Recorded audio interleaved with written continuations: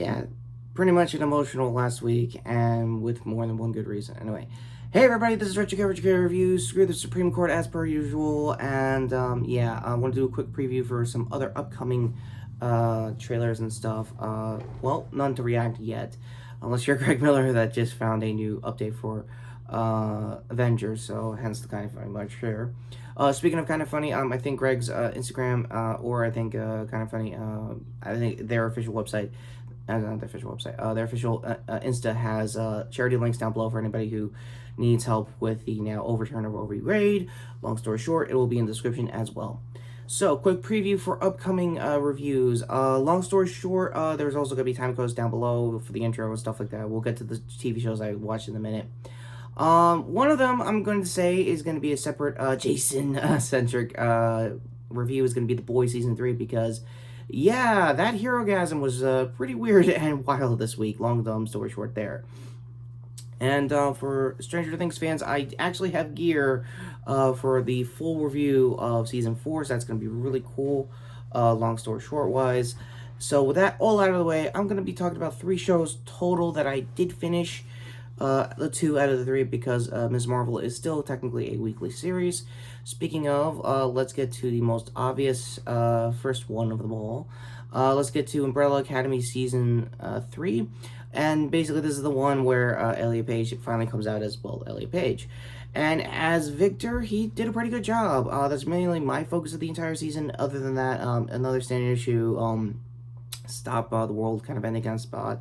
For Adrian Gallagher's 5, he and most of the cast do bring it more than usual. Him in total, he is definitely the regular of the group, if you can tell.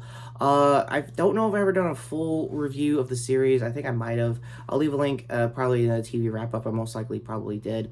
Ironically, going to be another TV wrap-up. But again, the show's still interesting. They're really cool. Robert Sian, if I got his name right, who plays Klaus, hams it up like usual. Tom Hooper definitely needed this season as a win after Welcome to Raccoon City, Resident Evil-wise.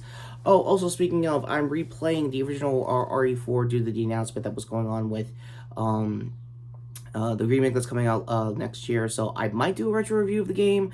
I won't have any footage because it's Resident Evil 4 base, Resident Evil 4, everybody knows what it is. If I could report it, I'm pretty sure everybody can. That being said, my overall thoughts, I'm going to keep this one not spoilers-wise because, ironically, my family is also binging it too, as, like, the last 2 seasons, and this is a proper Netflix show worth binging through if you have the time. And even if you have a break in between the binges, it's one of those also rare Netflix shows that if you have a break, you can actually catch up pretty easily. Again, it's Umbrella Academy at this point. They are definitely on the right track record of being a really powerhouse, I want to say, Netflix show in the post. We want to make everything weekly now, okay, or as far as streaming goes. Speaking of making everything weekly, my first couple of thoughts of Ms. Marvel, to the titular character herself. She is amazing. I am a huge Kamala Khan fan. I have yet to read any of the G. Willow Wilson run. I've seen most of Nothing But Good News. I've read some of her Champions era stuff when she was in that team.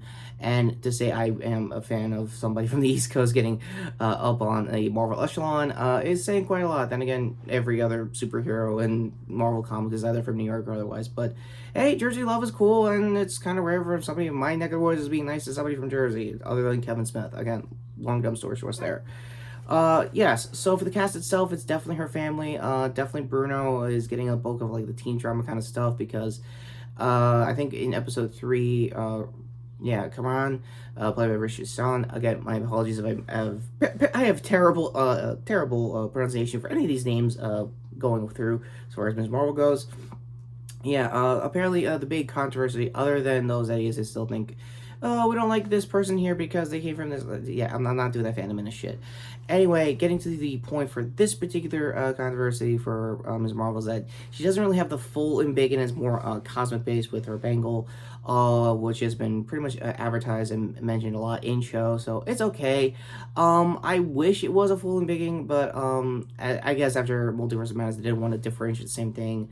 Also, there's rumor mill that John Krasinski may or may not actually want to do an actual read for the MCU. Just whatever he did as a cameo is good enough for him. I could have told you that. Probably sounds about right.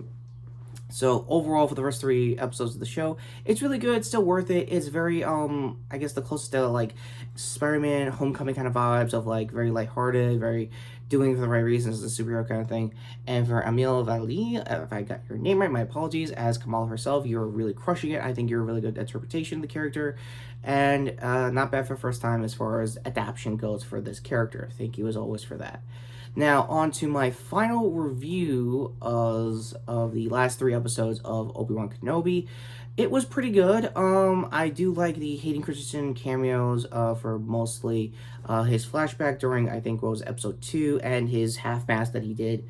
I don't know if he voiced it in Clone Wars proper for the animated show, but they did a callback for that in the final episode.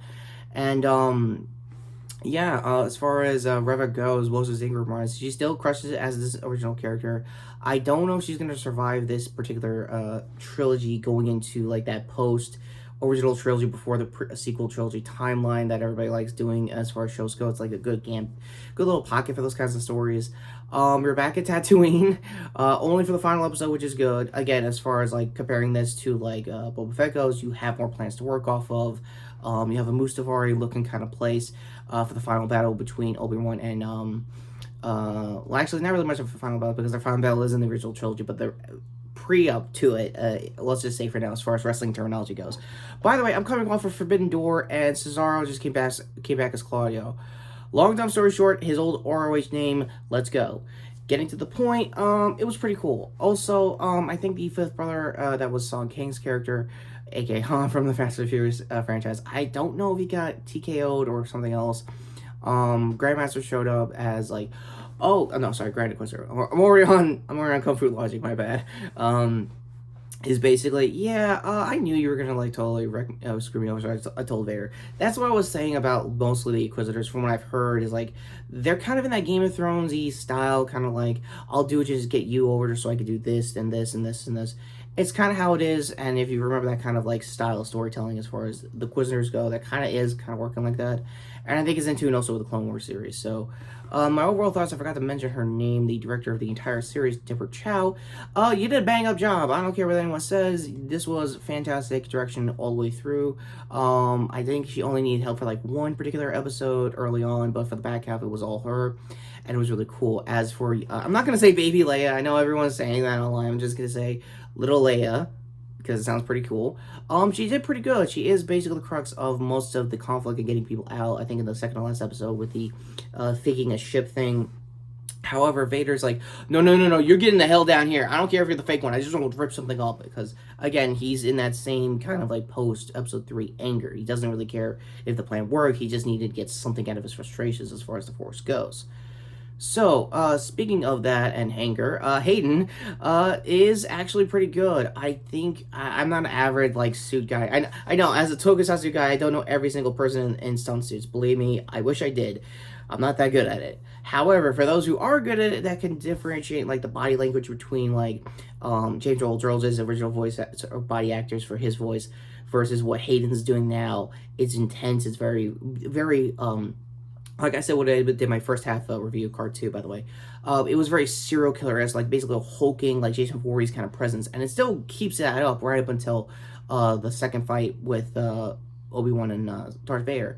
And you can see the pain at the end of the fight where basically Obi just realizes, yeah, you're not my brother anymore, you're gone. You've definitely like, there was an old, like, saying, like, he's more Darth now than man, or like, Anakin was always gone before even Luke showed up, and that's kind of the case in like a mental aspect with that, how far into the dark side he is basically at this point with Darth Vader. And also I think it was a flub in the original trilogy of just like Obi calling him just Darth, and I think now through Legends and now prequels lore they're gonna canonize it again. It's a good exchange. Again, I'm not doing justice to it, so watch it if you want. Another thing the Phantom assholes are saying, like, oh, why does it have a winning ticket? It's like, they've had it since every other type of television show, and they're just looking for something to, like, complain about, so don't worry about them. My overall thoughts for every show so far, for Umbrella Academy, even though this is non-spoilers, and I have basically watched the whole season, it is definitely still worth a 9 out of 10. For Ms. Marvel, I'm at 8 out of 10 until I see the whole season. For Obi-Wan, it is a strong 7 out of 10. I know mainly I'm docking it mainly because of what's going on with the Moses Ingram situation. I believe it died down. I could be wrong. Let me know in the comments down below. Again, the only negatives I could say about it is that it's just like basically rematching Obi-Wan and Vader till we get the original trilogy. I hope that's not the case. Also, from what I've heard so far news-wise, I think Hayden and Ewan really wants to come back for a season 2, I guess. More adventures and stuff like that. And also, last spoilers here before we get my end cards, as always, for Obi-Wan. Yes, there was a Qui-Gon cameo. Yes, it was a Force Ghost, Liam Neeson. I still think it's more wig than actual bearded up Qui-Gon was back in 99 when episode 1 dropped.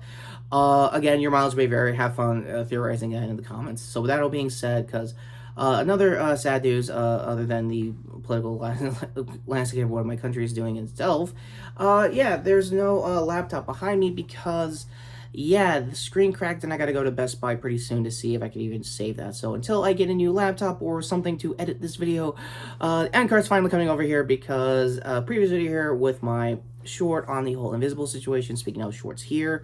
And with that all being said, short as always to Sensei Scorpino, to sub the channel down below, notification bell down below for future shorts if the tech news of my laptop situation is fixed. And with that all being said, I am Richard K. Reviews. Hope to God you saw anything with this speedrun edition for the TV Roundup. So with that all being said, take care, and whew, that's a lot of TV, and I haven't even got to the boys yet. Like, imagine what I'm going to be doing for the boys.